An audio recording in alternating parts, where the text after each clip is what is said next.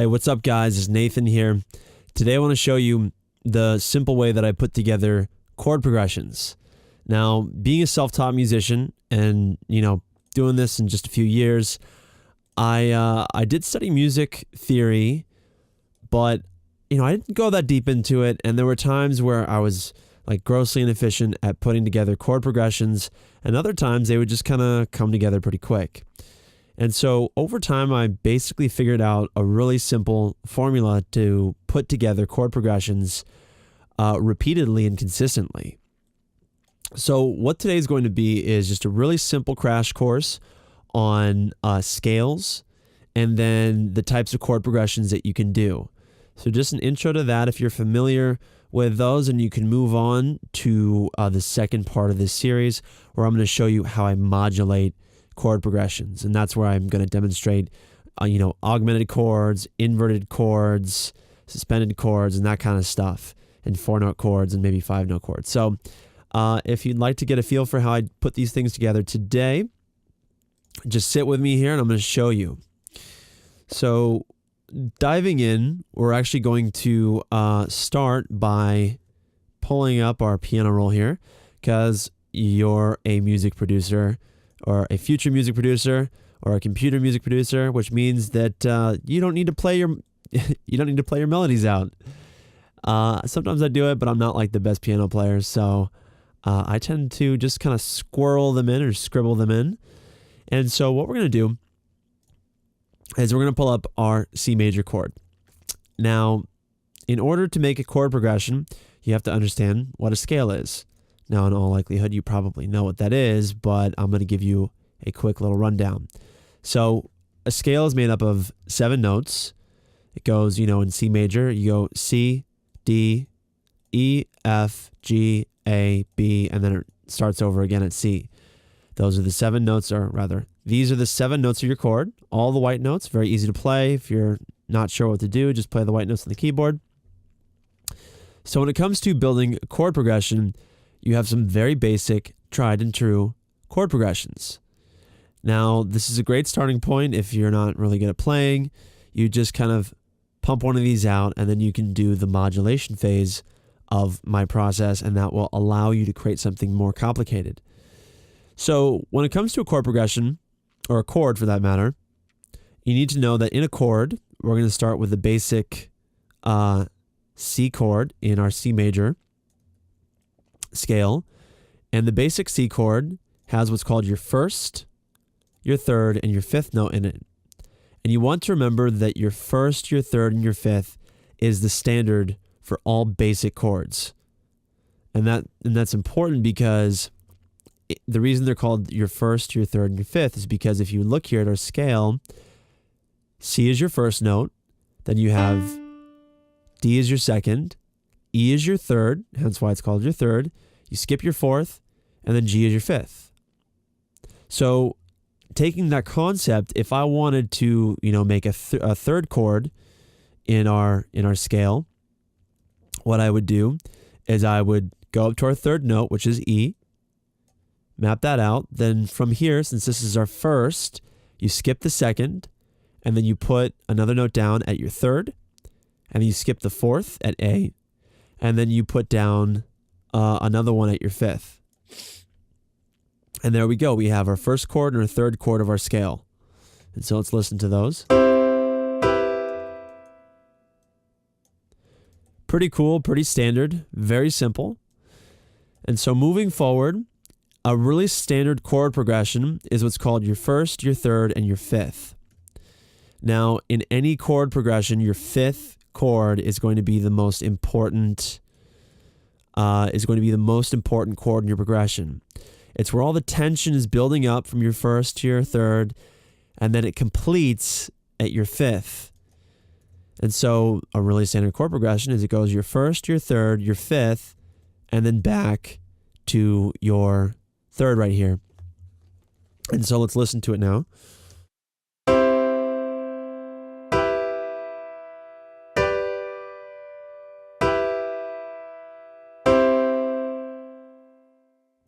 And so you can hear how that really nicely completes. Really simple stuff there. Now, this is how you would put, a 1, 3, 5, 3 chord together. Obviously, you can change how things are repeating. That's up to you to figure out. But let's say, for example, you're like, I don't want the third chord. Well, you're in luck. Another pretty standard chord progression is your 1, 4, 5 chord, which means we take our second chord in our chord progression and we move it up to the fourth note of our scale, which is F. So you go 1, 2, 3, 4. It's marked out here on our scale. And then you skip the second note from that point on. Mark your third, which is your A. Skip your fourth and mark your fifth, which is your C. So let's listen to that now. We'll duplicate it over. So it's 1, 4, 5.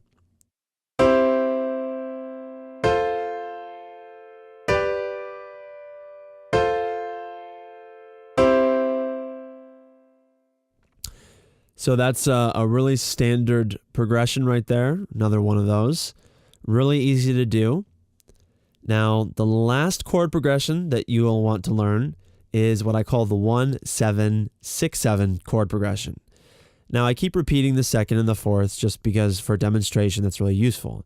But, you can get away with things like, if you wanted, before we get back to our 1, 7, 6, 7 chord, you could actually just have your fifth finish the chord and then duplicate your second forward, and you would get something like this.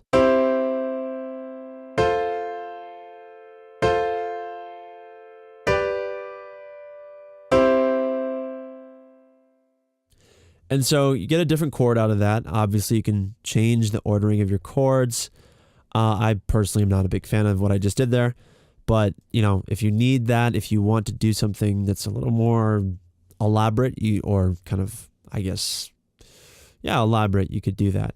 So going back to our original setup here, I know I'm moving fast, but this is very simple stuff. So we've got our original 1, 4, 5 chord. We're going to delete that because I'm going to show you the 1, the 7, 6, 7 chord.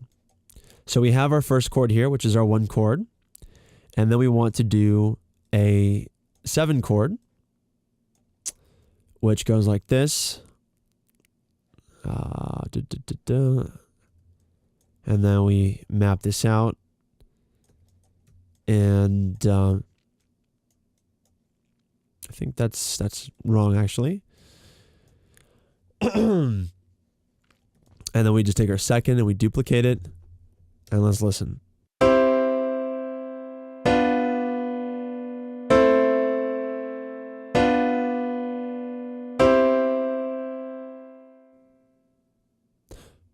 Okay, so in C major, that isn't working. Well, I guess maybe in C major it doesn't work unless I have these notes. I mean, it works, but there's a little more kind of tension than I would like to have, and it just doesn't really resolve in a way that I find enjoyable. So what we're going to do is we're going to change our scale to C minor because it works there. So what we're going to do is we're going to go back to map out our C minor, which is, if you're watching here, goes the first, the third, skip the second, then skip the fourth, mark the fifth, and then let's do our seventh, which should be good, and then we'll do a sixth, which goes like that, I think, if we got that right.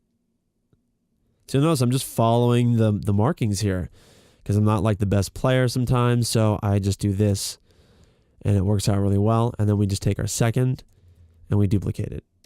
Let's listen to this now.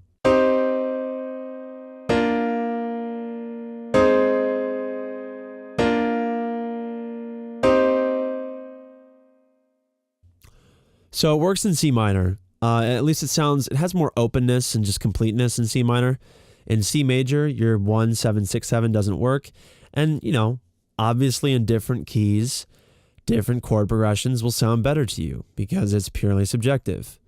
So, it's a pretty basic way that I like to put chords together.